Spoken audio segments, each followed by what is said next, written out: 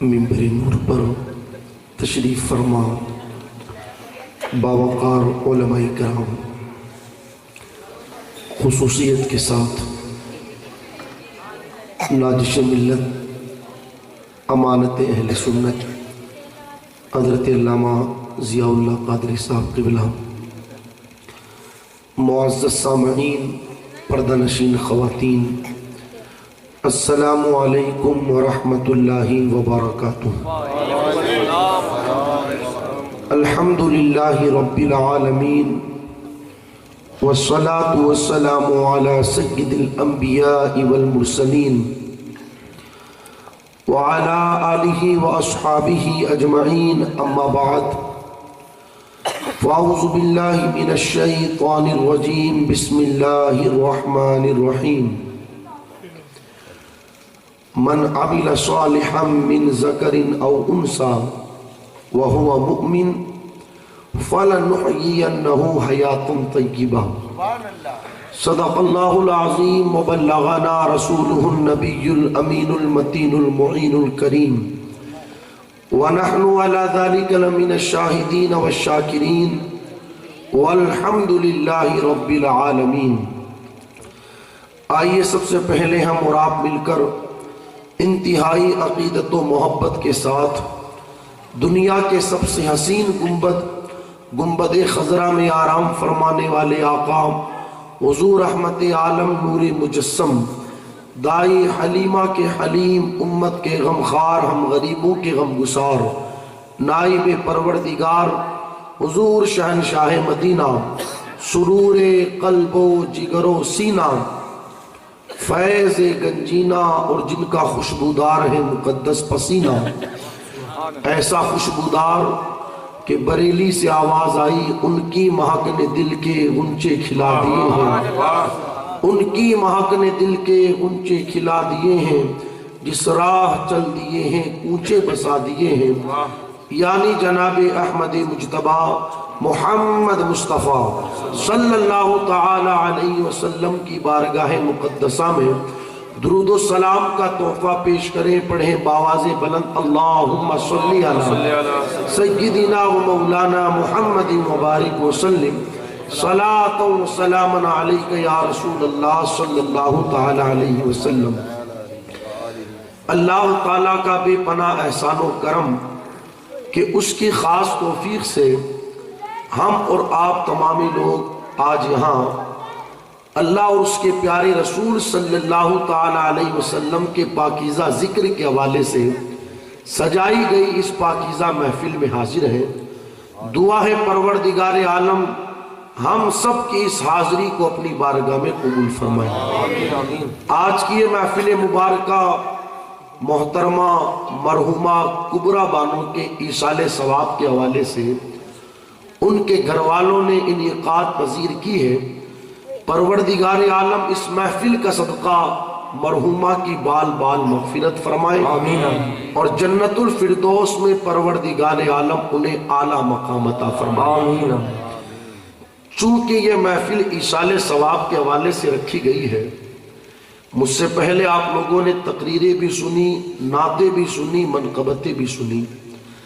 اب میں چاہوں گا کہ چند گزارشات اسی مناسبت سے آپ لوگوں کی سماعتوں کی دہلیز تک میں پہنچاؤں، اور جب محفل اختتام ہو ہم اپنے گھروں کی طرف پلٹے تو خالی ہاتھ نہ پلٹے، بلکہ کوئی نہ کوئی مدینے والے کے دین کی بات سیکھ کر کے پلٹے۔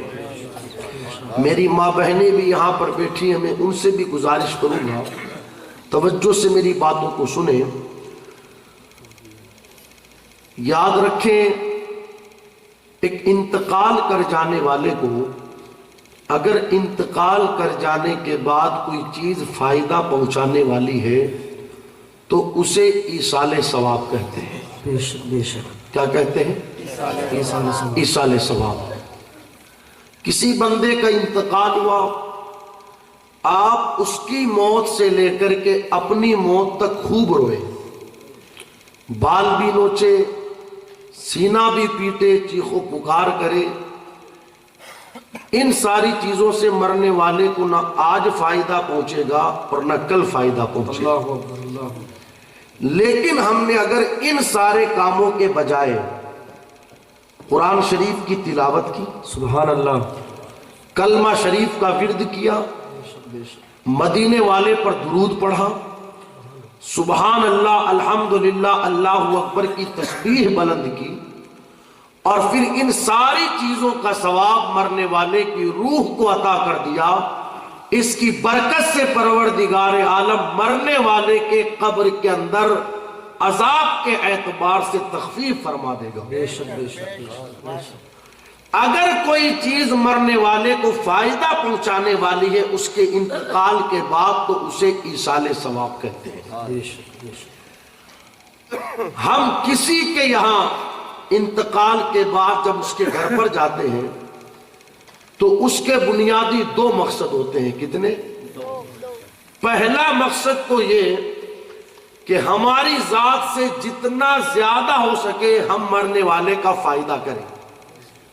پہلا مقصد کیا ہوتا ہے؟ مجھے آپ کے ادھر سرواڑ شریف کے حالات پتہ نہیں، میں تو پورے راجستھان کو نگاہوں کے سامنے رکھ کر کے بات کروں اور بالخصوص اپنے علاقے کو، تو ہم نے دیکھا ہے کہ جب بھی کسی کے یہاں کسی کا انتقال ہوتا ہے تو انتقال کے بعد 8-8 دن، 10-10 دن، 12-12 دن تک بیٹھکیں لگتی ہیں۔ ان بیٹھکوں میں ہوتا کیا ہے مجھ سے بہتر آپ جانتے ہیں، مگر جو چیزیں ہم نے دیکھی وہ یہ 8-8 دن، 10-10 دن تک لگنے والی ان بیٹھکوں کا حال یہ کہ بیٹھ کر کے خوب تو بیڑیاں پی جائے، خوب سگریٹیں پی جائے، خوب تمباکو کھایا جائے، خوب چائے کی چسکیاں لی جائے، اور اس وقت حال یہ ہے کہ ان بیٹھکوں کے اندر بیٹھ کر آدھا گھنٹہ، 1 گھنٹہ، 1.5 گھنٹہ خوب طبیعت سے موبائل چلایا جائے جب تک طبیعت نے چاہا، اور جب طبیعت چاہنا بند ہو گئی پھر انسان اٹھا اور جا کر کے اپنے گھر آرام کرنے لگ گیا۔ میں پوچھنا چاہتا ہوں آپ اس مرنے والے کے یہاں گئے ہیں، کیا مقصد لے کر کے گئے ہیں؟ حالانکہ ہونا تو یہ چاہیے تھا کہ آپ کی ذات سے اس مرنے والے کا کوئی نہ کوئی فائدہ ہوتا، مگر آپ بتائیں جو کام ہم نے اس کے گھر جا کر کے کیا، چاہے وہ بیڑی سگریٹ پینے کا ہو، چاہے وہ تمباکو کھانے کا ہو، چاہے وہ چائے کی چسکیاں لینے کا ہو، ان ساری چیزوں سے مرنے والے کا کیا فائدہ ہوا؟ میں تو گزارش کروں گا آپ بھلے ہی نہ بیٹھے کسی کے یہاں 1 گھنٹہ جا کر، بھلے ہی نہ بیٹھے کسی کے یہاں 1.5 گھنٹہ جا کر، بھلے ہی نہ بیٹھے آپ کسی کے یہاں آدھا گھنٹہ جا کر، 5 منٹ کسی کے یہاں جا کر کے بیٹھے، مگر سب سے پہلے آپ کی ذمہ داری یہ بنتی ہے کہ اس بندے کی تعزیت کی جائے جس کے گھر سے کسی کا انتقال ہوا ہے، اس کی پیٹھ پر ہاتھ رکھ کر کے اسے تسلیہ دی جائے۔ جناب آپ کی والدہ کا انتقال ہو گیا، آپ کے والد کا انتقال ہو گیا، آپ کے بھائی کا انتقال ہو گیا، مجھے اس بات کی خبر ملی تو دل کو بڑا صدمہ پہنچا۔ آپ صبر کریں، یہ تو قدرت کا دستور ہے، جو بھی اس دنیا میں آیا ہے اسے ایک نہ ایک دن اس دنیا سے چلے جانا ہے۔ آج وہ چلے گئے ہیں، کل ہمیں بھی اس دنیا سے چلے جانا ہے۔ اللہ ان کی مغفرت فرمائے، اللہ ان کی قبر پر رحمتیں نازل فرمائے۔ پہلے تو بندہ اس گھر والے کی تعزیت کرے، اور دوسری چیز جانے والے کی ذمہ داری بنتی ہے تجھے اگر قرآن پڑھنا آتا ہے 1 یا 1.5 پارے یا آدھے پارے کی تو وہاں پر تلاوت کر دے، سبحان اللہ۔ اور اگر قرآن پڑھنا نہیں آتا، لیکن میں سمجھتا ہوں ہر ایمان والے کو زیادہ نہیں تو کم سے کم سورہ اخلاص یعنی قل هو اللہ احد اللہ الصمد لم یلد ولم یولد ولم یکن له کفوا احد، سورہ اخلاص کی تلاوت تو آتی ہوگی۔ آپ اس مرنے والے کے گھر پر بیٹھ کر زیادہ نہیں صرف 3 مرتبہ سورہ اخلاص کی تلاوت کر لیں، کاغذ پر لکھوایا نہ یا نہ لکھوایا اس بات کو آپ رہنے دیوے۔ جب اٹھنے لگے تو اپنے ہاتھوں کو اٹھا کر کے دعا کرے مولا میں نے 3 مرتبہ سورہ اخلاص کی تلاوت کی ہے، اس کا ثواب فلاں مرنے والے کی روح کو تو عطا فرما۔ روایتوں میں آتا ہے آپ نے پڑھا 3 مرتبہ سورہ اخلاص ہے، مگر اس 3 مرتبہ سورہ اخلاص کی برکت سے اللہ مرنے والے کو ایک قرآن کا ثواب عطا فرمائے۔ سبحان اللہ، سبحان اللہ۔ سبحان اللہ. دوسری چیز آپ کی یہ ذمہ دار تعزیت کی. پھر آپ زیادہ نہیں تو کم سے کم سورہ اخلاص تو پڑھ ہی سکتے ہو یار. پڑھ کر کے آپ اس بندے کے لیے ایصال ثواب کریں. یہ پہلی ذمہ داری ہے. جب ہم کسی کے یہاں جاویں انتقال کے موقع پر ہماری ذات سے جتنا زیادہ ہو مرنے والے کا فائدہ کریں. بڑی معذرت کے ساتھ ہم نے دیکھا ہے فاتحاؤں میں 500 لوگ آتے ہیں, 700 لوگ, 1000 لوگ, مگر ان 500-700 لوگوں کے اندر 5-7 لوگ بھی اس قابل نہیں جو آگے بڑھ کر کے اس مرنے والے کے لیے قرآن پڑھ سکے. اللہ. کیفیت یہ ہوتی ہے کہ الگ الگ لوگوں نے منڈلیاں لگائی ہوئی ہیں, 5 ادھر بیٹھے ہیں, 7 ادھر بیٹھے ہیں, 4 ادھر بیٹھے ہیں, اور لوگ ہیں دنیا کی باتوں کے اندر مست. جبکہ آپ کی ذمہ داری بنتی تھی, آپ جب کسی کے یہاں ایصال ثواب کی محفل میں آئے ہیں, اپنی ذات سے جتنا ہو سکے اتنا مرنے والے کا فائدہ کرنے کی کوشش کریں. پہلی چیز, آج اس محفل میں آپ آئے ہو, یہاں سے یہ پیغام لے کر کے اٹھو. یہ پیغام لے کر جب بھی کسی کے یہاں جائیں گے ایصال ثواب کی محفل میں, ہم سے جتنا ہو سکے گا ہم مرنے والے کا فائدہ کرنے کی کوشش کریں گے انشاءاللہ. پہلی چیز انشاءاللہ. دوسری چیز, جب بھی ہم کسی کے یہاں ایصال ثواب کی محفل میں جائیں, سنیں غور سے سنیں, بڑی کام کی باتیں ہیں. وہاں بیٹھ کر بندہ اپنی موت کو یاد کرے.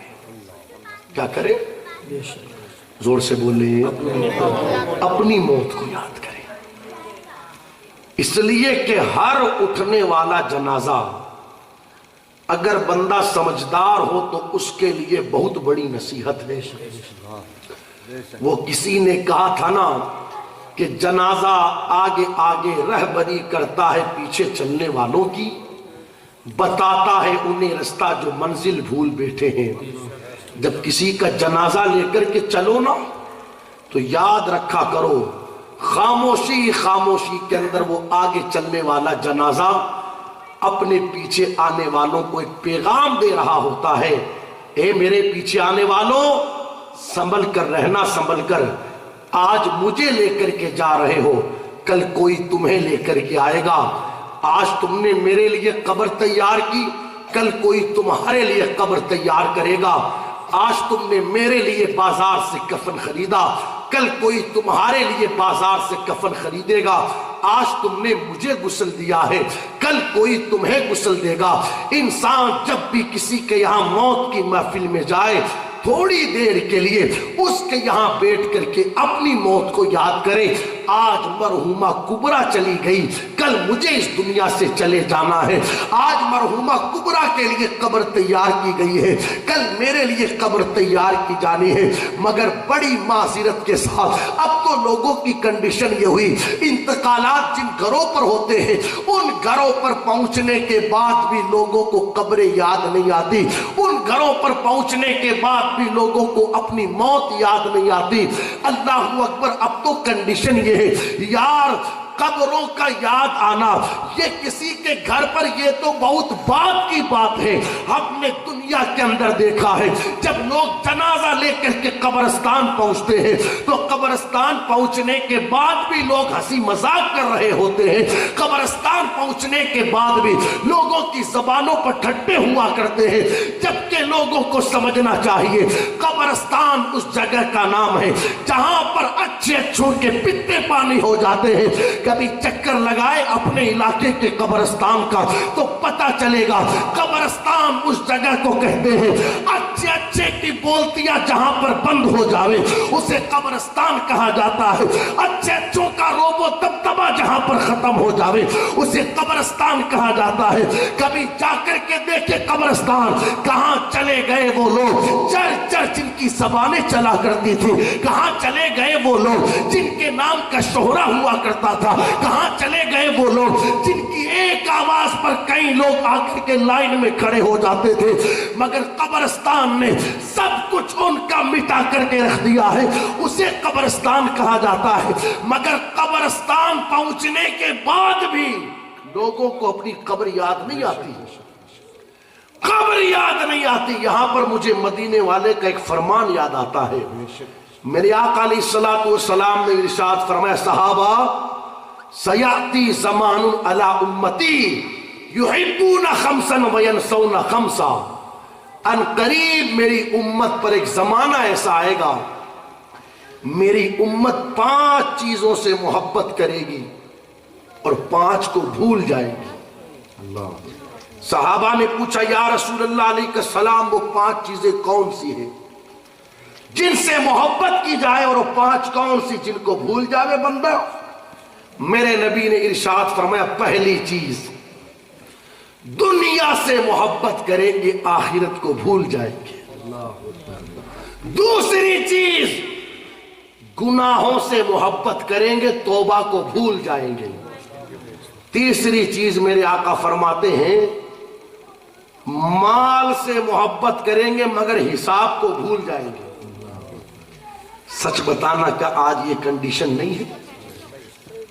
صبح شام دوپہر رات ہر وقت بندے کو یہ تو فکر لگی ہے کہ مال آوے، مگر بندہ یہ بھول گیا کہ مجھے قیامت کے دن اس مال کا خدا کی بارگاہ میں حساب بھی دینا ہے۔ بے شک بے شک، یہی وجہ ہے مال آنا چاہیے، چاہے حلال کا ہے چاہے حرام کا۔ بندہ بھول گیا نا کہ ہمیں حساب بھی دینا ہے، اس لیے کہ جہاں پر دماغ میں حساب کا تصور رہے وہاں پر پھر کوشش یہ ہوتی ہے مال آوے تو حرام کا نہیں بلکہ حلال ہی کا آوے۔ بے شک بے شک، مگر جہاں یہ تصور نہیں رہتا ذہنوں میں کہ حساب بھی دینا ہے، وہاں پر پھر غریبوں کے حقوق پر ڈاکے بھی ڈال لیے جاتے ہیں۔ پھر وہاں پر کیفیت یہ ہوتی ہے کہ ناجائز راستے بھی اختیار کیے جاتے ہیں مال کمانے کے۔ جب تک یہ تصور تھا لوگوں کے ذہنوں میں اس مال کا قیامت کے دن خدا کی بارگاہ میں حساب بھی دینا ہے، کیفیت یہ تھی۔ وہ بڑی مشہور سی روایت سیدنا سرکار امام اعظم ابو حنیفہ رضی اللہ تعالیٰ عنہ، کروڑوں حنفیوں کے امام اور پیشوا، بے شک، شعبان المعظم کی 2 تاریخ کو جن کا یوم وصال، کروڑوں حنفیوں کے پیشوا اور امام کپڑے کی تجارت کرتے تھے۔ کس کی تجارت؟ کپڑے کی دکان تھی امام اعظم ابو حنیفہ کی۔ تو ایک دن بڑا سا کپڑے کا تھان لے کر کے دکان آئے، خادم سے کہا اس تھان کو بیچنا ہے، کہا ٹھیک ہے سرکار۔ ساتھ میں ارشاد فرمایا جس کو بھی دینا نا بتا دینا کہ بیچ میں سے پھٹا ہوا ہے۔ ٹھیک ہے حضور، چلے گئے۔ شام کو پلٹ کر کے جب دکان آئے پوچھا اس تھان کا کیا ہوا؟ خادم نے عرض کی سرکار وہ تو بک گیا۔ ارشاد فرمایا جسے بیچا کیا بتایا اسے کہ بیچ میں سے پھٹا ہوا تھا؟ اب اس نے سر پکڑ لیا اور کہا سرکار میں تو بتانا بھول گیا۔ ہم اور آپ ہوتے تو اس کی پیٹھ تھپ تھپاتے ہیں اور اسے داد و تحسین سے نوازتے، واقعی میں تو نے بڑا شاندار کام کیا، جو تھان میرا کبھی نہیں بک رہا تھا تو نے آج کسی کو دھوکہ دے کر کے بیچ دیا۔ اللہ اکبر۔ یہ ہماری اور آپ کی کیفیت۔ آج اگر 2-5 روپیہ بندہ دن میں کسی کو دھوکہ دے کر کے کما لے تو شام کو گھر آ کر کے پھولا نہیں سماتا کہ جو مال کئی دنوں سے نہیں نکل رہا تھا آج کسی کو بیوقوف بنا کر کے وہ نکال دیا میں نے۔ مگر یہ کیوں ہے؟ اس لیے کہ بھول گئے ہیں کہ کمائے ہوئے مال کا حساب بھی دینا ہے۔ مگر وہاں یہ دماغ میں تصور تھا، میرے نبی کا فرمان موجود تھا، قیامت کے دن اس وقت تک بندہ خدا کی بارگاہ سے قدم ہلا بھی نہ سکے گا جب تک کہ اس سوال کا جواب نہ دے لے مال کمایا کہاں سے اور کمایا ہوا مال خرچ کہاں پر کیا۔ یہ تصور تھا ان کے ذہن میں۔ امام اعظم ابو حنیفہ رضی اللہ تعالیٰ عنہ نے اس بندے کو خوب تلاش کیا جو کپڑا لے کر کے گیا تھا، مگر بندہ نہیں ملا تو آ کر کے خادم سے پوچھا وہ پیسہ کہاں ہے جس کے بدلے کپڑا دیا؟ کہا سرکار صبح سے شام تک سارا پیسہ جس جگہ رکھا ہے اس کپڑے کا پیسہ بھی اسی جگہ رکھ دیا۔ امام اعظم ابو حنیفہ نے اس دن کی ساری کمائی لی اور لینے کے بعد ساری کمائی کو غریبوں میں صدقہ کر دیا۔ خادم نے پوچھا حضور بات سمجھ میں نہیں آئی، آخر ساری کمائی صدقہ کیوں کر دی؟ اب جواب سنیں امام اعظم ابو حنیفہ کا، ارشاد فرماتے جو مال لوگوں کو دھوکہ دے کر کے کمایا جائے، نعمان بن ثابت کو اس مال کی اس کمائی کی کوئی ضرورت نہیں۔ یاد رکھیں انسان کی ذمہ داری بنتی ہے مال کمائے مگر کمانے سے پہلے دیکھیں یہ مال حلال طریقے سے کمایا جا رہا ہے یا حرام طریقے سے کمایا جا رہا ہے۔ مجھے خدا کی بارگاہ میں اس مال کا حساب دینا ہے اور میں سوچتا ہوں یا اللہ وہ رب کی بارگاہ ہے، اگر میرا کریم حساب لینے پر آئے، حساب لینے پر تو بندہ حلال کا حساب نہیں دے سکتا۔ یار جب بندہ حلال کا حساب نہیں دے سکتا تو بھلا حرام کمانے والا حرام کا حساب کیسے دے سکتا ہے؟ وہاں صحابہ دعا کرتے ہیں مولا تو ہم سے حساب نہ لینا، اس لیے کہ تو حساب لے گا تو ہم حساب نہیں دے پائیں گے۔ 100% حلال کمانے والے یہ دعا کرے مولا تو حساب نہ لینا۔ آپ مجھے بتائیں جو 100% حرام کماتا ہو وہ خدا کی بارگاہ میں حساب کیسے دے پائے؟ میرے نبی نے فرمایا لوگ مال سے محبت کریں گے حساب کو بھول جائیں گے۔ اور سنیں آگے میرے آقا کا فرمان، ارشاد فرمایا صحابہ محلوں سے محبت کریں گے، کس سے؟ مگر قبروں کو بھول جائیں گے۔ سروار شریف کی سرزمین پر بسنے والوں، اپنے دھڑکتے ہوئے دل پر ہاتھ رکھ کر کے بندہ سوچے کیا آج نہیں بھول گئے ہم اپنی قبروں کو؟ پورا ہفتہ گزر جاتا ہے، کیا کبھی ہمیں ہماری قبر یاد آتی ہے؟ پورا مہینہ گزر جاتا ہے، کیا کبھی ہمیں ہماری قبر یاد آتی ہے؟ دوسروں کی موت کی محفلوں میں پہنچنے کے بعد بھی لوگوں کو قبر یاد نہیں آتی۔ جب تک لوگوں کے ذہن و تصور کے اندر قبر تھی اس وقت تک انسان گناہوں سے دور رہ کر کے نیکیوں میں زندگی گزارتا تھا، اور جب سے بھول گئے نا کہ لوگ ہمیں مرنا ہے، اس وقت سے کنڈیشن یہ ہے کہ بس انسان بڑی تیزی کے ساتھ گناہوں کی طرف بڑھتا چلا جا رہا ہے۔ جب تک ذہنوں کے اندر قبر کا تصور تھا، لوگوں کو قبر یاد تھی، موت یاد تھی، اس وقت تک عالم یہ تھا اللہ کے ایک ولی ہیں جنہیں بھوک لگتی تھی تو وہ روٹی نہیں پکاتے تھے، پانی میں آٹے کو گھولتے اور اسے پی جاتے۔ تو کسی نے کہا حضرت بھوک لگے تو روٹی بنا کر کے کھایا کرو، کھانے میں بڑا مزہ آئے گا، آپ پانی میں آٹے کو گھول کر کے پی جاتے ہو۔ ارے روٹی بنا لیا کرو، بڑا مزہ آئے گا۔ ارشاد فرماتے ہیں اللہ والے مزہ لینے کے لیے نہیں کھاتے، اللہ والے تو اس لیے کھاتے ہیں تاکہ اللہ کی عبادت کی جائے۔ کہ سرکار پھر بھی روٹی بنا لیا کرو نا، ارشاد فرماتے روٹی ایسے تو نہیں پکے گی نا، روٹی پکانے کے لیے آٹا گوندنا پڑے گا، چولہا جلانا پڑے گا، پیڑے تیار کرنے پڑیں گے، اور پھر اس کے بعد میں روٹی کو سیکنا پڑے گا۔ ارشاد فرماتے ہیں اتنا ٹائم میں روٹی بنانے میں خرچ کروں گا، اتنے ٹائم میں کئی رکعت نفل پڑھ کر کے قبر کی تیاری کر لوں گا۔ جب تک لوگوں کو قبر یاد تھی اس وقت تک ایک ایک منٹ کی قیمت تھی، ایک ایک سیکنڈ کی قیمت تھی۔ اب تو حال یہ ہے بھول گئے لوگ موت کو، بھول گئے لوگ قبر کو، بھول گئے لوگ آخرت کو۔ یہی وجہ ہے کہ میری قوم کے پاس 15 منٹ نماز پڑھنے کے لیے تو نہیں ہے، مگر 3 گھنٹے فلمیں دیکھنے کے لیے ہے۔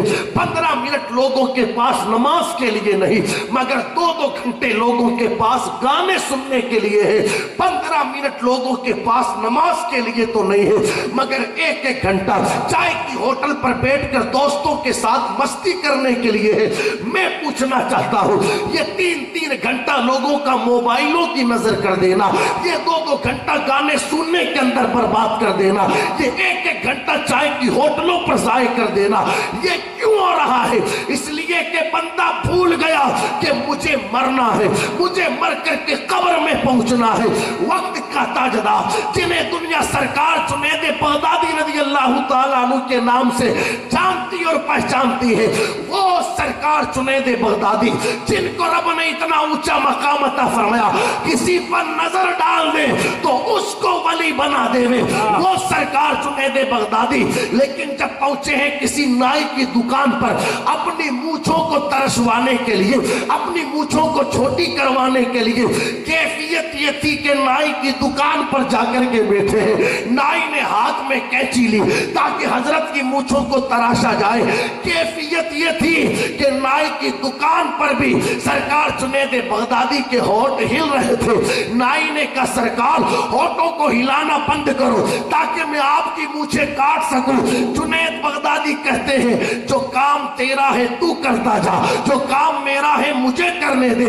جب تک وہ مونچھیں کاٹتا رہا جنید بغدادی کے ہونٹ ہلتے رہے، جب مونچھیں ترشوا چکے گھر جانے لگے پیسے دے کر، اس نے پاؤں پکڑ لیا، کہا سرکار بتائیں نا میری کرسی پر بیٹھ کر کے کر کیا رہے تھے؟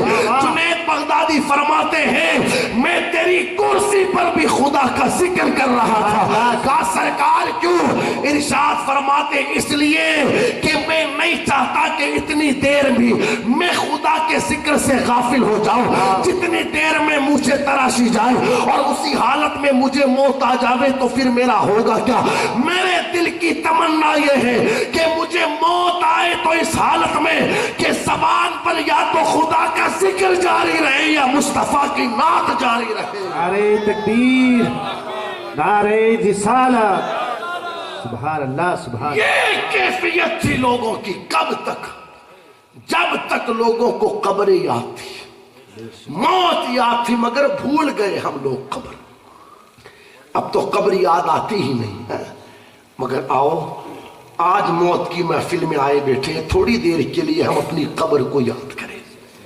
ولایت کے تاجدار جناب سیدنا سرکار مولا کائنات ایک بار گئے قبرستان۔ کہاں گئے؟ سنے میری ماں بہنیں بھی غور سے سنے، اور جا کر کے آپ نے قبر والوں کو آواز لگائی، قبر والوں تمہارا حال کیا ہے؟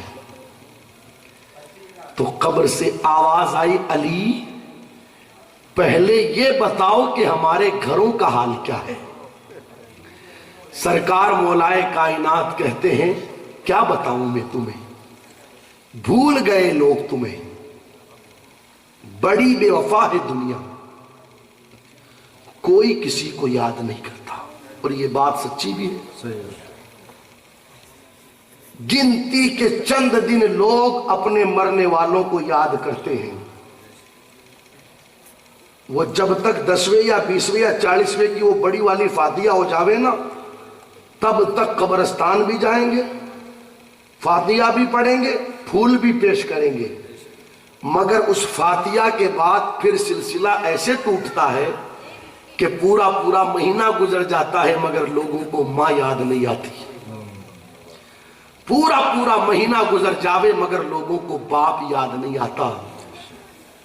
اب تو کیفیت یہ ہوئی لوگوں کی مرنے والوں کے حوالے سے کہ وہ تو ٹھیک ہے کہ قبروں پر نام کے تختے لگائے جاتے ہیں، وہ پتھر لگائے جاتے ہیں، ورنہ اگر پتھر نام کے نہ لگائے جاوے تو یہ بے تعلقی ہوئی لوگوں کی اپنے مرحومین سے کہ چند دنوں میں بیٹے کو پتہ نہ رہے کہ میری ماں کی قبر کہاں ہے، میرے باپ کی قبر کہاں ہے۔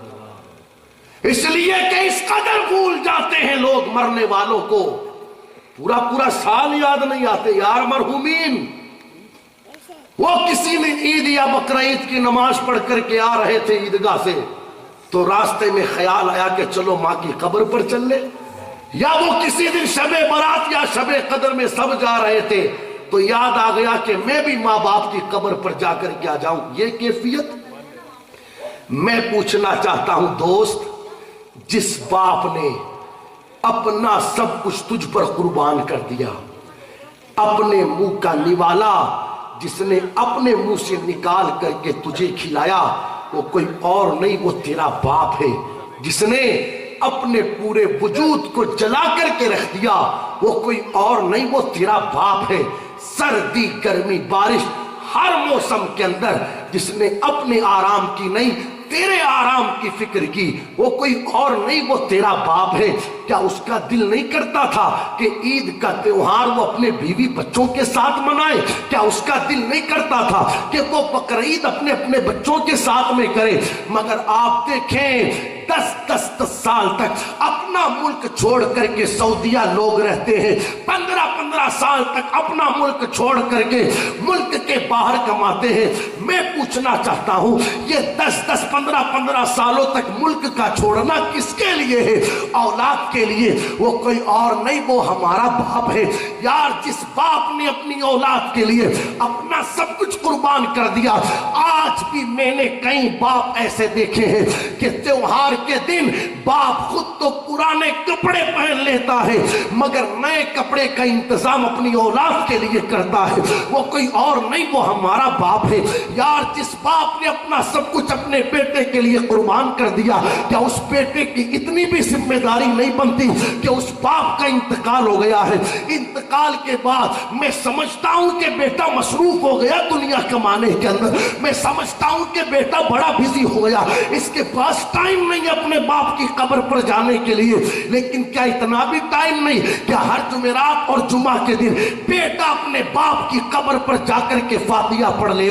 اور وہ ماں سبحان اللہ کے جس ماں کے قدموں کے نیچے بیٹے کی جنت ہے، اللہ اکبر، وہ ماں جس نے 9 مہینے تک ہمارا وجود اپنے پیٹ کے اندر اٹھا کر کے رکھا، وہ ماں جس نے 2 سال تک اپنے کلیجے کا خون دودھ کی شکل کے اندر ہمیں پلایا، وہ کوئی اور نہیں، وہ ہماری ماں۔ ہماری پیدائش کے وقت جس ماں کو تکلیفوں کا سامنا کرنا پڑا، جس ماں کو دشواریوں کا سامنا کرنا پڑا، آج تو جوان کہتا ہے مولانا کیا کیا ہے میرے ماں باپ نے میرے لیے؟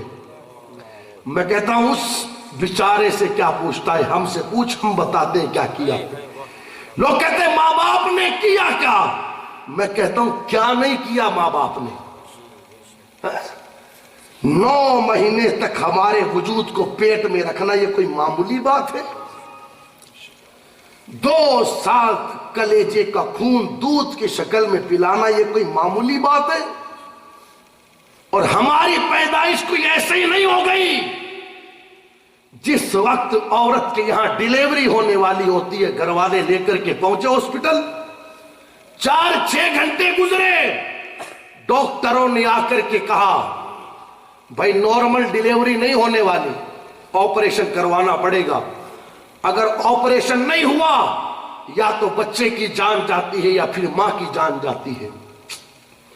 ایک سفید کاغذ لایا گیا اور لا کر کے اس کاغذ پر اس عورت سے دستخط کروایا گیا۔ اس نے پوچھا اس میں لکھا کیا ہے؟ ڈاکٹروں نے بتایا اس میں لکھا ہے جان چلی گئی تو ذمہ داری ہماری نہیں ہے۔ میں پوچھنا چاہتا ہوں کیا اس ماں کو اپنی جان سے پیار نہیں تھا؟ مگر ہماری پیدائش کے لیے جس نے جان تک داؤ پر لگا دی وہ ہماری ماں، اور پھر اس کے وجود کی کئی چمڑیاں کٹی، تب جا کر کے ہم دنیا میں آئے۔ آج ہم کہتے ہیں کہ ماں نے کیا کیا ہمارے لیے؟ اور پھر اس کے بعد کیفیت یہ ہوئی کہ وہ کھائے گی بھی تو سنبھل کر، پیے گی بھی تو بھی سنبھل کر، کام بھی کرے گی تو سنبھل کر، اپنی پوری زندگی کو جس نے ہمارے لیے داؤ پر لگا دی۔ ہم کہتے ہیں ماں نے کیا کیا؟ میں پوچھنا چاہتا ہوں جس ماں نے سب کچھ ہمارے پیچھے لیے خرچ کر دیا، کیا آج بیٹے کی اتنی بھی ذمہ داری نہیں بنتی کہ زیادہ نہیں تو کم سے کم جمعرات یا جمعہ کے دن اپنا معمول بنا لے کہ پابندی کے ساتھ میں اپنی ماں کی قبر پر جاؤں گا؟ اس میں نقصان نہیں، فائدہ ہمارا ہی ہے۔ میرے نبی نے ارشاد فرمایا صلی اللہ تعالی علیہ وسلم، جو بیٹا پابندی کے ساتھ ہر جمعرات یا جمعہ کے دن اپنے ماں باپ کی قبر پر جائے گا اللہ اس بیٹے کی مغفرت فرما دے گا. سبحان اللہ سبحان اللہ. اور جب وہ بیٹا خود انتقال کر جائے گا تو اس کی قبر پر اس کی اولاد جاوے یا نہ جاوے، وہ ماں باپ کی قبر پر جاتا رہا تو برکت اللہ وہ عطا فرمائے گا، پھر اس کی قبر پر اللہ اپنے رحمت والے فرشتوں کا نزول فرمائے گا. سبحان اللہ سبحان اللہ. یہ برکت اللہ عطا فرماتا ہے ان بیٹوں کو جو پابندی کے ساتھ اپنے ماں باپ کی قبر پر جاتے ہیں. اس لیے سمجھے ہم سمجھے اپنے مرحومین کو بھول نہ جائے، تعلق بنا کر کے رکھے اپنے مرنے والوں سے. سرکار مولائے کائنات سے جب قبر والوں نے پوچھا نا کہ حال کیا ہے ہمارے گھروں کا، تو مولا علی فرماتے بڑے بے وفا نکلے گھر والے، بھول گئے تمہیں. اور یار یہ دنیا جس میں لوگوں کو زندوں کے لیے ٹائم نہیں ہے، کس کے لیے؟ وہ امام صاحب نے پوچھا کہ فلاں صاحب کیا بات ہے آج کل آپ آتے نہیں ہو ملاقات کے لیے؟ تو جواب یہی تو دیتے ہیں لوگ، اب حضرت کیا بتاؤں ٹائم ہی نہیں ملتا. اب آپ سوچو جس قوم کے پاس زندوں کے لیے ٹائم نہیں ہے، اس قوم کے پاس مر جانے والوں کے لیے بھلا کیسے ٹائم آئے گا؟ کوئی کسی کو یاد نہیں کرتا دوست، کوئی کسی کو. بڑی بے وفا ہے دنیا، بڑی بے وفا. سرکار مولائے کائنات نے کہا سب بھول گئے تمہیں، وہ تمہارا جو مال تھا وہ بانٹ لیا لوگوں نے، تمہارے گھروں میں دوسرے لوگ رہنے لگے، اب تم بتاؤ کہ تمہارا حال کیا ہے. اب سننا غور سے. جب سرکار مولائے کائنات نے قبر والوں سے پوچھا قبر والوں تم بتاؤ تمہارا حال کیا ہے، تو قبروں سے آواز آئی علی کچھ مت پوچھو، کنڈیشن یہ ہے ہمارا کفن پھاڑ دیا گیا، ہمارے سر سے بال جھڑ چکے ہیں، ہمارا پیٹ پھٹ گیا، ہڈیوں سے گوشت اتر گیا، اور پیٹ کے پھٹ جانے کی بنیاد پر قبر میں اتنی بدبو پیدا ہوئی ہے کہ اگر ہمیں قیامت تک کوئی اور عذاب نہ دیا جائے تو یہی عذاب ہمارے لیے دردناک ہے. اسے قبر کہتے ہیں، اسے قبر. مگر کس کو قبر یاد آتی ہے؟ میرے آقا فرماتے لوگ محلوں سے محبت کریں گے مگر قبروں کو بھول جائیں گے. 25 دکانوں پر گھومنے کے بعد ایک دکان سے بندے نے کلر سلیکٹ کیا اپنے محل کے لیے، 20 گوداموں پر گھومنے کے بعد ایک گودام سے ماربل لیا. خوب محنت کرتا ہے بندہ اس محل کے لیے. بلکہ میں نے تو دیکھا ہے جس وقت لوگوں کے گھروں کا کام چل رہا ہو اس وقت پوچھو حاجی صاحب ٹھیک ہو تو جواب ملتا ہے کیا بتائیں امام صاحب کیا ٹھیک ہے، جب سے کام شروع کیا ہے تب سے راتوں کی نیندیں اڑ گئی. یعنی انسان اس دنیا کے محل کے اندر اتنا لگا تیاری کے اعتبار سے کہ راتوں کی نیندیں اڑ گئی. میں یہ نہیں کہتا کہ مکان مت بناؤ، یہ بھی زندگی کی ضرورت ہے، یہ بھی بندے کو بنانا ہے، لیکن میں کہنا چاہوں گا دوست تو نے اس مکان کی تو تیاری کر لی جس مکان میں تجھے 10 سال 20 سال 30 سال 40 سال 50 سال رہنا ہے. بھائی اتنے سال تو رہتا ہے بندہ، اور دنیا کا دستور ہے بیچارے بنانے والے تو رہتے ہی نہیں، وہ تو بنا کر کے دنیا سے چلے جاتے ہیں، ان کی آنے والی نسلیں رہتی ہیں. یار جس مکان میں بندے کو 20 30 40 سال رہنا ہو اس مکان کے لیے اتنی تیاری، اس مکان کے لیے اتنی کوشش. ایک مکان اور بھی ہے جس مکان میں بندے کو 20 30 سال نہیں بلکہ بندے کو اس مکان میں قیامت تک رہنا ہے، اور اس مکان کو قبر کہا جاتا ہے. آج آپ نے مرحومہ کو لے جا کر کے قبر کے حوالے کر دیا. مرحومہ کبرا بانو کو اپنی قبر میں قیامت تک رہنا ہے. میں کہنا چاہتا ہوں جس مکان میں بندے کو قیامت تک رہنا ہے اس مکان کے لیے کوئی تیاری نہیں. یار جس مکان میں 10 سال رہنا ہو اس کے لیے اتنی تیاری کہ راتوں کی نیندیں اڑ گئی، اور جس مکان میں قیامت تک رہنا ہو اس کے لیے اتنی تیاری بھی نہیں کہ فجر میں تیری آنکھ کھل جاوے تو فجر کے وقت بیدار ہو کر نماز کے لیے خدا کی بارگاہ میں اپنے سر کو جھکا لے. سچ کہا تھا مدینے والے نے، لوگ محلوں سے محبت کریں گے مگر قبروں کو بھول جائیں گے۔ بے شک۔ اور یاد رکھے اس مکان کی تیاری نہ تو کلر سے ہونی ہے اور نہ ہی ماربل سے ہونی ہے، اس مکان کی تیاری تو نمازوں کی پابندی سے ہونی ہے، قرآن کی تلاوت سے ہوتی ہے، مدینے والے پر درود پڑھ کر کے ہونی ہے۔ معاف کریں، اب تو کنڈیشن یہ ہے لوگ نماز چھوڑنے کو گناہ ہی نہیں سمجھتے۔ مسلمانوں کی اکثریت نماز نہیں پڑھتی، میری ماں بہنیں بھی مجھے سن رہی ہیں، اگر کسی دن سیریل کی قسط چھوٹ جاوے نا تو انہیں بڑا افسوس ہوتا ہے کہ آج سیریل کی قسط چھوٹ گئی، پتہ نہیں کیا ہوا ہوگا۔ بات ہنسنے کی نہیں، بات رونے کی ہے۔ اے میری ماں بہنوں، سیریل کی قسط کے چھوٹ جانے پر اتنا افسوس، مگر آج 15 سال 10 سال سے ہم رب کی بارگاہ کے سجدے چھوڑ کر کے بیٹھے، کوئی افسوس نہیں۔ ابھی حضرت نے آپ کے سامنے معراج کے حوالے سے کئی ساری باتیں رکھی، مگر میرے نبی فرماتے ہیں میں نے شب معراج جہنم کا مشاہدہ کیا، اور کچھ لوگ دیکھے جنہیں طرح طرح کا عذاب دیا جا رہا تھا۔ میرے آقا فرماتے میں نے ایک منظر دیکھا کہ ایک شخص ہے جسے زمین پر لٹایا گیا اور ایک فرشتہ اس کے قریب کھڑا ہے، اور ایک بڑا سا پتھر وہ فرشتہ اس کے سر پر مارتا ہے، جس کی وجہ سے اس بندے کا جسے لٹایا گیا تھا سر چور چور ہو جاتا ہے، پتھر لڑکتے ہوئے دور جا کر کے گرتا ہے، فرشتہ اسے پھر لے کر کے آتا ہے، تب تک اس بندے کا سر ٹھیک ہو جاتا ہے، پھر فرشتہ مارتا ہے، پھر سر چور چور ہو جاتا ہے۔ یہ عمل مسلسل ہوتا رہا۔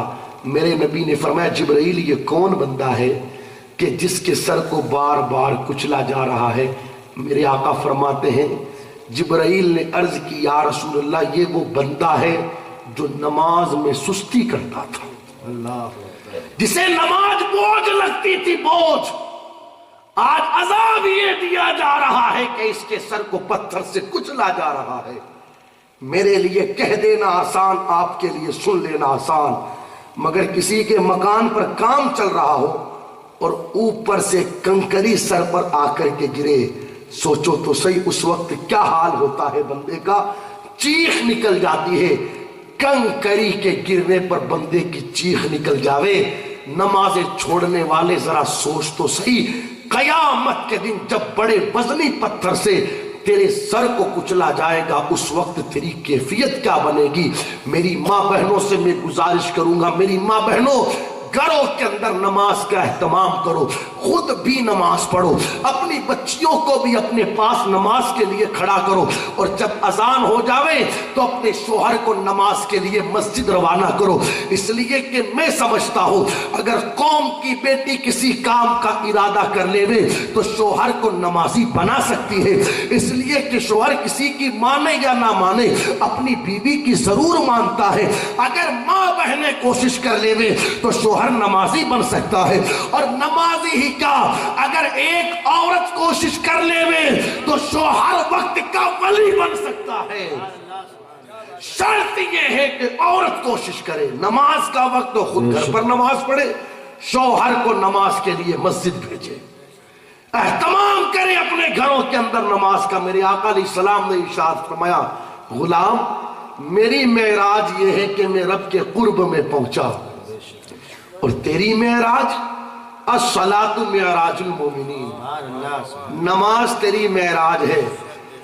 سر کا خدا کی بارگاہ میں جھکانا کام تیرا ہوگا، بلندیاں تجھے عطا کرنا یہ تیرے رب کے قبضے میں ہے۔ جب بندہ سجدے میں پہنچتا ہے نا، سجدے میں، اور کہتا ہے سبحان ربی الاعلی سبحان ربی الاعلی سبحان ربی الاعلی، تو سارے پردے ہٹ جاتے ہیں۔ میرا رب فرماتا ہے بندے مانگ تو صحیح کیا مانگتا ہے، کبھی کر کے دیکھے، سجدہ کر کے دیکھے، بڑا مزہ آتا ہے۔ جب دل سے سجدہ کیا جاتا ہے نا تو پھر دل یہ چاہتا ہے کہ موت آ جاوے مگر سجدے سے سر نہ اٹھے۔ مزہ آتا ہے سجدے میں، مزہ۔ آپ کہو گے مولانا کیا سجدے میں بھی مزہ آتا ہے؟ میں کہتا ہوں ہاں، ایسے ہی سیدہ فاطمہ زہرا نے پوری رات سر کو سجدے میں جھکائے نہیں رکھا. یار جب تجھے فلم دیکھنے میں مزہ آ سکتا ہے، جب تجھے گانے سننے میں مزہ آ سکتا ہے، جب تجھے کھیل دیکھنے میں مزہ آ سکتا ہے، تو کیا رب کے بندے مصطفیٰ جان رحمت کے غلام کو خدا کی عبادت میں مزہ نہیں آئے گا؟ میں تو کہتا ہوں اتنا مزہ آتا ہے، اتنا مزہ. شرط یہ ہے کہ کوئی بندہ خدا کی عبادت کرے تو صحیح. اتنا مزہ آتا ہے، اتنا مزہ کہ حالت نماز میں بندہ ہے، پاؤں میں تیر آ کر کے لگ جاوے مگر پتہ بھی نہیں چلتا، اور پھر نماز مکمل کرنے کے بعد دیکھے کہ پاؤں میں تیر لگا ہے، اب نکالے کیسے؟ تو پھر نماز میں جاتے ہیں، تیر نکال لیا جاتا ہے مگر پتہ بھی نہیں چلتا. اللہ سبحان. اتنا مزہ آتا ہے، اتنا مزہ. شرط یہ ہے کہ کوئی عبادت کرے تو صحیح. تو عرض یہ کرنے چلا تھا اس مکان کو نہ بھولے جس مکان میں بندے کو ہمیشہ. ایک منظر اور دیکھا میرے آقا علیہ السلام نے، توجہ ہے آپ کی؟ ایک منظر اور دیکھا میرے آقا علیہ السلام ارشاد فرماتے ہیں میں نے دیکھا کہ کچھ لوگ ہیں جن کے پیٹ گھروں کی طرح بڑے بڑے. کس کی طرح؟ کمروں کی طرح بڑے بڑے جن کے پیٹ. یہ میرا کہنا نہیں، مدینے والے کا فرمان. اور مسلمان ہونے کے ناطے ان ساری باتوں پر ہمارا ایمان ہے. حضور فرماتے جن کے پیٹ بڑے بڑے، اور کیفیت یہ تھی کہ ان پیٹوں کے اندر سانپ اور بچھو جو باہر سے نظر آتے ہیں. میں نے پوچھا جبرائیل یہ کون لوگ ہیں جنہیں اس طرح دردناک عذاب دیا جاتا ہے؟ سنیں غور سے. میرے آقا علیہ السلام نے ارشاد فرمایا، جبرائیل نے عرض کی آقا یہ وہ لوگ ہیں جو دنیا کے اندر سود کھاتے تھے، سود حرام کھاتے تھے، حرام. میں پھر کہوں گا مجھے سروار شریف کے حالات پتہ نہیں، میں تو پورے راجستھان کو نگاہوں کے سامنے رکھ کر کے بات کروں. اس وقت مسلمانوں کی اکثریت کا گزارا حرام پر ہو رہا ہے، حرام پر. کیفیت یہ ہے وہ کون سی گلی بچ گئی ہو کہ جس گلی میں سود نہ بانٹا گیا ہو؟ وہ کون سا محلہ بچ گیا ہو کہ جس محلے میں سود نہ بانٹا گیا ہو؟ میرے آقا نے ارشاد فرمایا، جبرائیل نے عرض کی یہ وہ لوگ ہیں جو دنیا میں حرام کھاتے تھے، آج عذاب یہ دیا جاتا ہے کہ ان کے پیٹ کمروں کی طرح بڑے بڑے. اور معاف کرے اب تو کنڈیشن یہ ہے، کھانا حرام کا، پہننا حرام کا، رہنا حرام کا، شادی بیاہ حرام پر. اور دنیا کو دکھانے کے لیے، سماج میں ناک اونچا کرنے کے لیے ماں باپ کے 40ویں اور ماں باپ کی برسیاں حرام پر. اس لیے کہ جو مہینے کے 10-12 ہزار روپیہ کماوے وہ گھر کا خرچ چلاوے، یا ماں باپ کے انتقال پر ان کے ایصال ثواب کے لیے 700 800 لوگوں کی دعوتوں پر لاکھوں روپیہ خرچ کرنے کے لیے جمع کرے. ہوتا یہ ہے کہ گھروں میں انتقالات ہو گئے، اب کہاں سے لاوے؟ مگر دستور بنا رکھا ہے لوگوں نے کہ 500 لوگوں کو کھانا کھلاؤ تو ہی فاتحہ ہوگی. تو اب کرے کیا؟ سود پر پیسہ اٹھایا جاتا ہے اور ماں باپ کے 40ویں اور برسیاں ہوتی ہیں. ایک منظر اور دیکھا میرے آقا علیہ السلام نے، ارشاد فرماتے میں نے دیکھا کہ کچھ لوگ ہیں جن کے سامنے جب تازہ اور اچھا گوشت رکھا جاتا ہے تو وہ کھاتے نہیں، اور جب سڑا ہوا بدبودار گوشت لایا جاتا ہے تو وہ کھا لیتے ہیں. میں نے پوچھا جبرائیل یہ کون لوگ ہیں کہ اچھا اور تازہ گوشت نہیں کھاتے، سڑا ہوا بدبودار گوشت کھاتے ہیں؟ عرض کی یا رسول اللہ علیہ السلام یہ وہ لوگ ہیں جو اپنی بیویوں کے ہوتے ہوئے غیر عورتوں سے تعلق رکھتے تھے، اور یہ وہ عورتیں ہیں جو مردوں کے ہوتے ہوئے غیر مردوں سے تعلق رکھتی تھی. آج حالات دیکھیں معاشرے کے، بیوی کے ہوتے ہوئے غیر عورتوں سے تعلقات رکھے جاتے ہیں، اور مرد کے ہوتے ہوئے عورتیں غیر مردوں سے تعلقات رکھتی ہیں۔ معاذ اللہ سے بار معاذ اللہ۔ یہ وہ چیزیں ہیں جو شب معراج مصطفیٰ جان رحمت صلی اللہ تعالی علیہ وسلم کو دکھائی گئی۔ ہماری ذمہ داری بنتی ہے خدا را دنیا کے چکر میں آخرت کو نہ بھولے، ہمیشہ بندہ اپنی موت کو یاد رکھے، اپنی قبر کو یاد رکھے۔ ہر موت کی محفل میں میں نے لوگوں کو یہ پیغام دیا، آپ بھی اس پیغام کو لے کر کے جاویں۔ یہ محفل مکمل ہوگی، آپ اپنے گھروں کی طرف پلٹیں گے، مجھے اپنے گھر کی طرف پلٹنا ہے۔ جب جا کر کے گھر پر بستر پر لیٹ جاؤ، لائٹ وائٹ بند ہو جاوے اور منہ پر چادر ڈال لو، موبائل کو سائیڈ میں رکھ دینا اور بستر پر لیٹے لیٹے سوچنا، آج تو 15x15 کے کمرے میں لیٹا ہوں، 10x10 کے کمرے میں لیٹا ہوں، مگر ایک وقت وہ بھی آنا ہے کہ 2 گز زمین قبر میں لیٹا رہوں گا۔ سوچے بندہ رات کو بستر پر لیٹے لیٹے، پھر سوچے آج تو میرے نیچے روئی کا بھرا ہوا نرم و نازک گدا بھی ہے، اور یہ 4 ڈبل بیڈ سنگل بیڈ کی مشہری بھی ہے، اوپر رضائی بھی ڈال لی، مگر ایک وقت وہ بھی آنا ہے کہ 4 ہوگی، نہ سنگل بیڈ نہ ڈبل بیڈ کی مشہری ہوگی، بلکہ کیفیت یہ ہوگی کہ نیچے بھی قبر کی مٹی، اوپر بھی قبر کی مٹی، دائیں بھی قبر کی مٹی اور بائیں بھی قبر کی مٹی، آگے بھی قبر کی مٹی اور پیچھے بھی قبر کی مٹی، ہر طرف قبر کی مٹی ہی مٹی ہے۔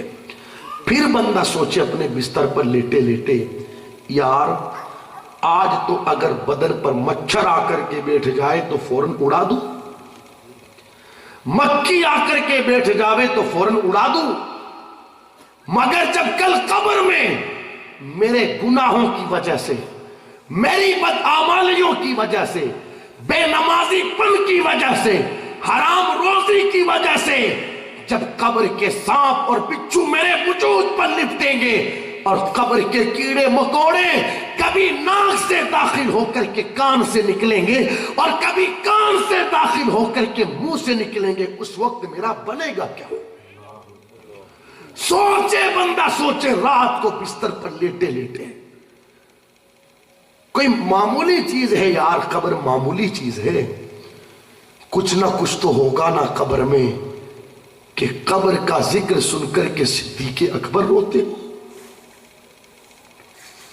کچھ تو ہوگا نا قبر میں کہ قبر کا ذکر سن کر کے عمر فاروق اعظم روتے ہو، کچھ نہ کچھ تو ہوگا نا قبر میں سخاوت کے علم بردار ذوالنورین جن کے نکاح میں ایک نہیں یکے بعد دیگرے میرے نبی نے 2 بیٹیاں دی، اور فرمایا عثمان اگر میرے پاس 40 بیٹیاں بھی ہوتی تو ایک ایک کر کے ساری تیرے نکاح میں دے دیتا۔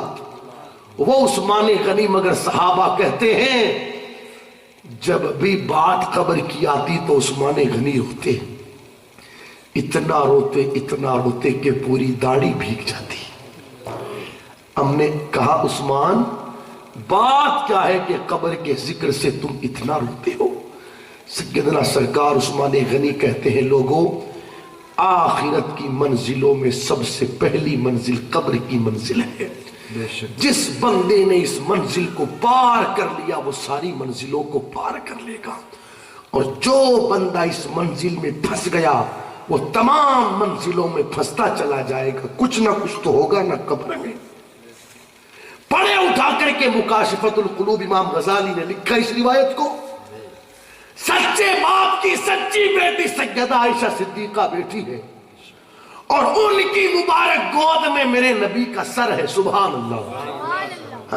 اب آپ سوچو کتنی مقدر والی ہے سیدہ عائشہ صدیقہ۔ میں تو کہتا ہوں اس ذات کا نام سیدہ عائشہ صدیقہ ہے کہ آج بھی اگر کسی کو یہ کہنے کا حق حاصل ہے کہ حضور میرے گھر میں ہے تو اس ذات کو سیدہ عائشہ صدیقہ کہتے ہیں، اس لیے کہ جسے ہم گنبد خضرا کہتے ہیں اسی کو حجرہ عائشہ کہا جاتا تھا۔ اس ذات کا نام سیدہ عائشہ صدیقہ رضی اللہ تعالیٰ عنہ، کتنی شان والی ذات۔ گود سیدہ عائشہ صدیقہ کی آرام حضور کر رہے، مگر کیفیت یہ ہوئی اسی دوران سیدہ عائشہ صدیقہ رضی اللہ تعالیٰ عنہ رونے لگی، آنکھوں سے آنسو بہنے لگے۔ میرے نبی کی آنکھ کھلی، ارشاد فرمایا عائشہ بات کیا ہے، کیوں روتی ہو؟ اب جواب سننا، جواب میری ماں بہنیں غور سے سنیں۔ روئی تو ہماری ماں بہنیں بھی ہے، مگر کپڑوں کے لیے، زیورات کے لیے، پیسوں کے لیے، پارکوں میں گھومنے کے لیے روئی ہے، مگر سیدہ عائشہ صدیقہ کیوں روئی؟ حضور نے فرمایا عائشہ بات کیا ہے، کیوں روئی؟ عرض کرتی ہے یا رسول اللہ مجھے آخرت کی یاد نے رلا دیا، مجھے قبر کی یاد نے رلا دیا، کچھ نہ کچھ تو ہوگا نا یار اس قبر میں۔ بھول گئے ہم لوگ، اپنی قبر کو یاد کریں۔ رات کو بستروں پر لیٹے، یہ سوچ کر کے لیٹے کہ ہمیں مرنا ہے۔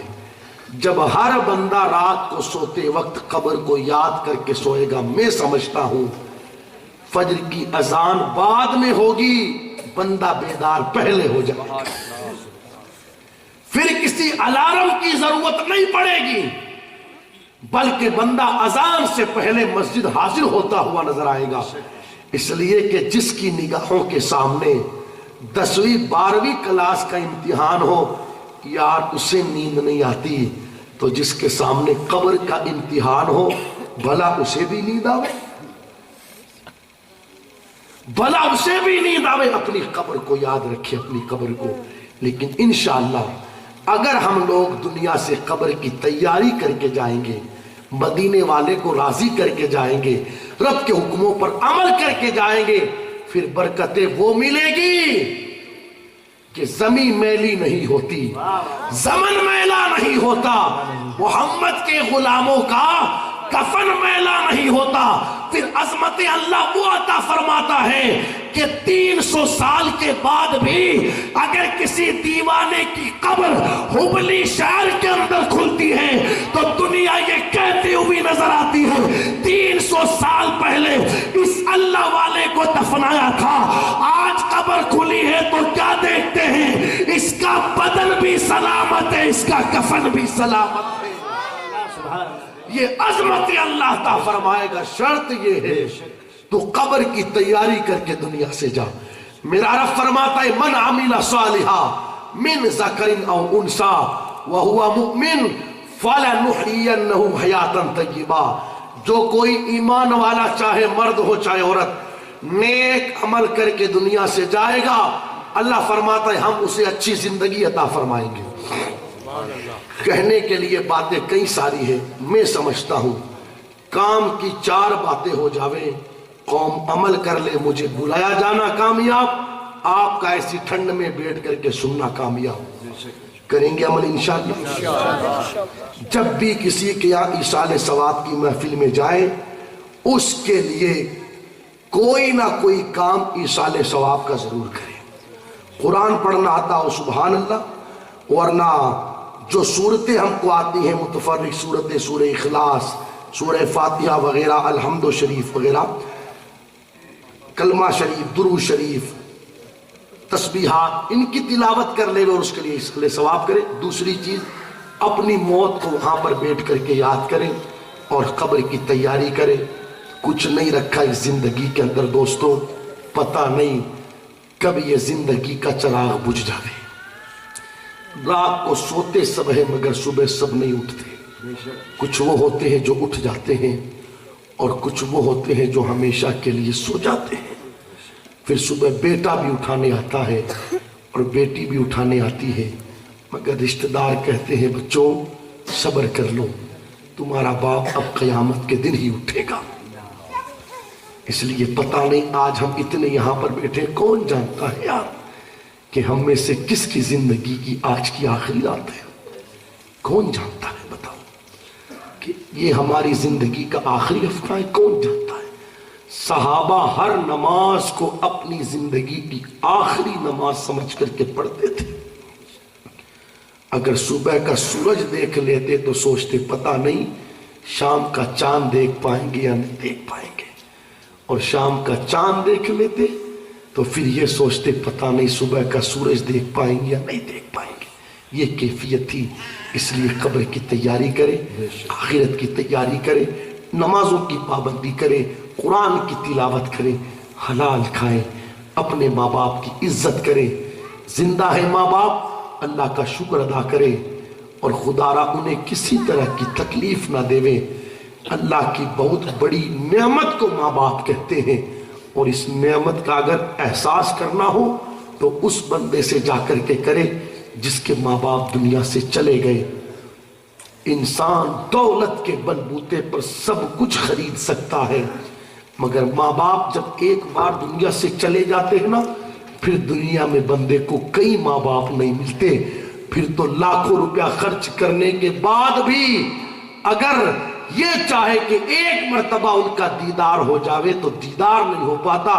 وہ کسی دن خواب میں دیدار ہو گیا تو ٹھیک ہے، ورنہ پھر ماں باپ کہیں نظر نہیں آتے ہیں۔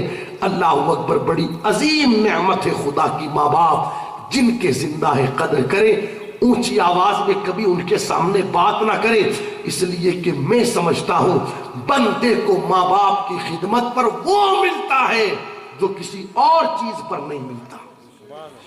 اور خدمت کا مطلب کوئی یہ نہ سوچے کہ مولانا دیتے ہیں مہینے کے 200 روپے۔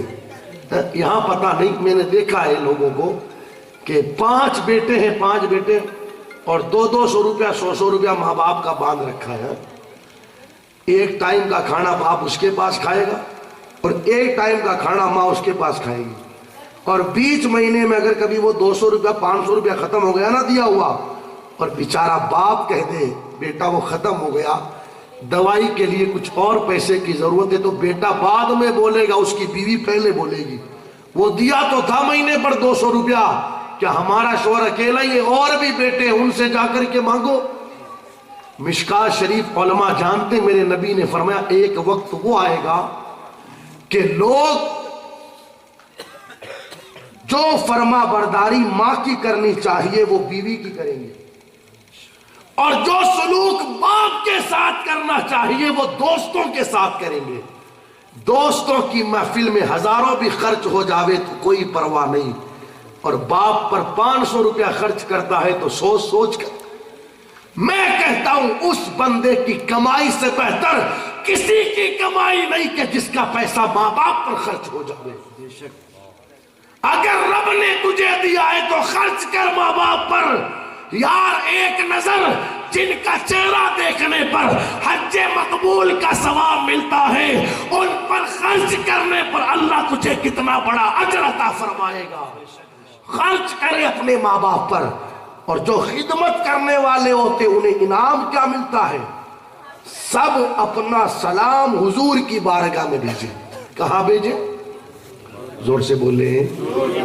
اگر پتہ چل جاوے نا کسی کو کہ فلاں صاحب عمرہ کے لیے جا رہے ہیں، حج کے لیے جا رہے، بندہ دوڑتا ہے، مصافحہ کرتا ہے، معانقہ کرتا ہے، اور کہتا ہے بھائی ایک ہی گزارش ہے، جب جاوے نا مدینہ شریف تو حضور کی بارگاہ میں میرا بھی سلام عرض کرنا۔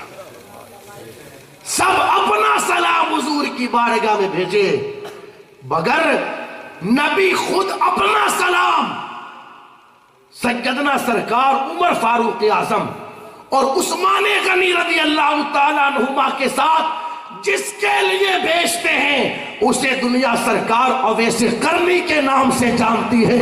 اپنا جبہ بھی بھیجا اور کہا اویس کو جا کر کے میرا سلام کہنا۔ میں کہنا چاہتا ہوں سب حضور کو سلام بھیجے، مگر حضور اپنا سلام جس اویس قرنی کے لیے بھیجے، اویس قرنی کا عمل کیا تھا؟ عمل یہی تھا کہ وہ اپنی ماں کی خدمت کیا کرتے تھے۔